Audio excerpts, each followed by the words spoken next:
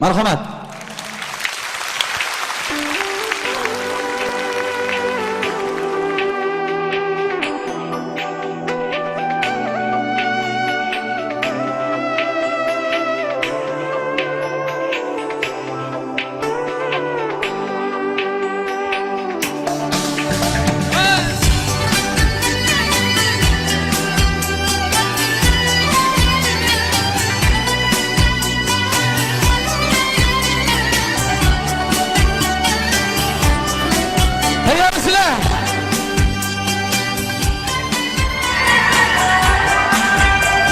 Uzaktın seninle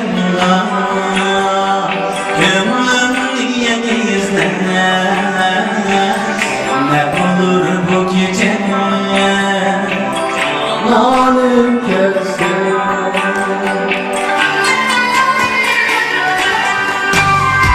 Uzaktın seninle gönlüm yenizle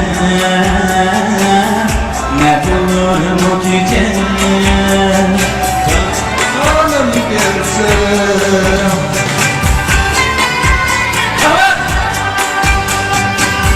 Kalbime yollayıp zaman oldu. Kalbime özlemeye nalim gelsin.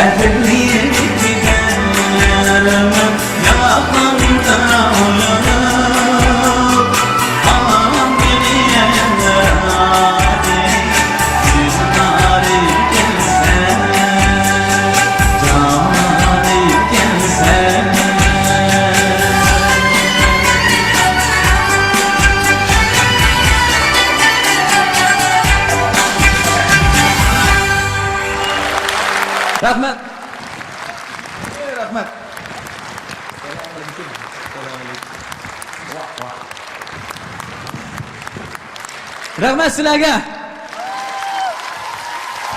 Rahmat. Men oldin qatim aprel oylarida Olmati shahriga kelib va atrofdagi bir qancha nahiya yezilarda konsert qo'yib ketgan. Bugun qarab baqsam, shu oldingi aprelda konsertimga kelgan cho'nglarimiz, yoshlarimiz ham turibdi chiroyli, nayta tunish. Demak, sizlarga salomimni yo'llayman. Endi barliq Olmati diyoridagi yoshlar uchun bu qatimki konsert uchun alohida yangidan tayyorlab sovg'a olib keldim va bu naqshimizni oldi bilan bir necha yil ilgari mush Olmati shahrida suratga olib, kliplarni ishlab, Uyg'ur kezi saytlar va YouTube'larda birinchi bo'lib Qozog'iston diyorida taqib sizlarga sovg'a qilgan. Bugun shu naqshini sahnada sizlar bilan o'rtoqlashmoqchimiz. Qayerdasan azizim? Marhamat.